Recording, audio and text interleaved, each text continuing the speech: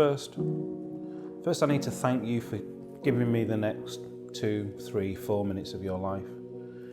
And I hope that the story I'm going to tell you will inspire you to realise that no matter who you are, the situation you are in, that you can make change. You can make change in this world, because if I can, you can. Back in 2008, I was living in South Africa. I was training trainers. And I saw poverty. I saw a level of poverty that I was not comfortable with. I saw children begging for food, and having lived in the UK and been brought up here, I took for granted the level of privilege, healthcare system, of an education system, having emergency services, those kind of privileges that we don't really understand until we're in an environment where we don't see them or people don't have them.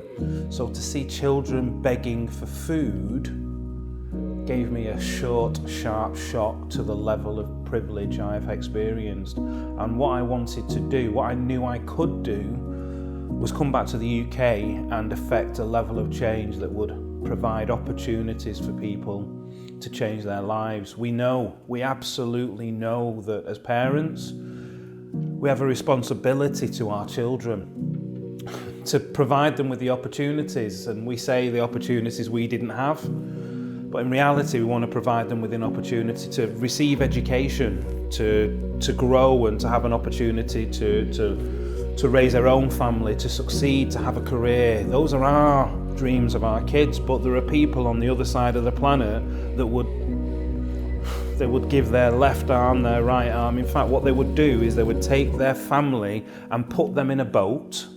They put them in a dinghy, their kids, their parents, their grandparents. They would put generations in a boat and risk their lives to cross the Mediterranean because their lives are so messed up and they lack the basic opportunity that we take for granted. And I saw this level of poverty when I lived in South Africa, and I decided I was going to use my experience in sales and marketing. I was going to use that to create an opportunity for these families, these communities, to achieve the most basic thing, and that's to put food on a plate.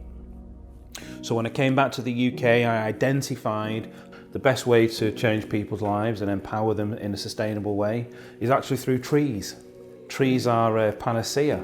If you take a community, the kind that stands at the back of a truck collecting aid, or the kind that would put 3 generations into a dinghy and risk their lives to cross the Mediterranean, if you take those kind of people and you educate them on the best way to use their land on a system called agroforestry, you provide them with infrastructure, you provide them with the tools, the nurseries, and then to provide them with 10 or 100,000 fruit trees, you're changing their lives. The fruit feeds them, the surplus provides them with the money, the economy, they can sell the fruit. The lower leaves feed their animals, and ultimately you're creating a truly sustainable life. And it's very, very much, as I forever being told when I tell my story to people, it's the give a man a fish principle.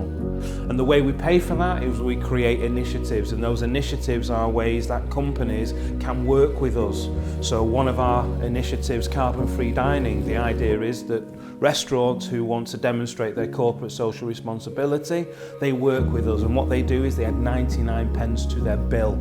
For every single 99 pence, we make an absolute guarantee that a single tree will be planted in that diner's name. That tree will also mitigate, counterbalance, offset the carbon footprint of that meal.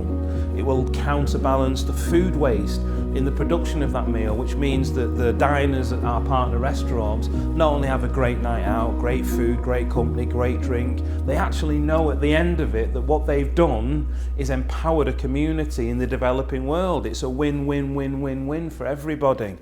And that's what we do. We take these people and give them everything for a sustainable life, and not just for now, but for generations to come.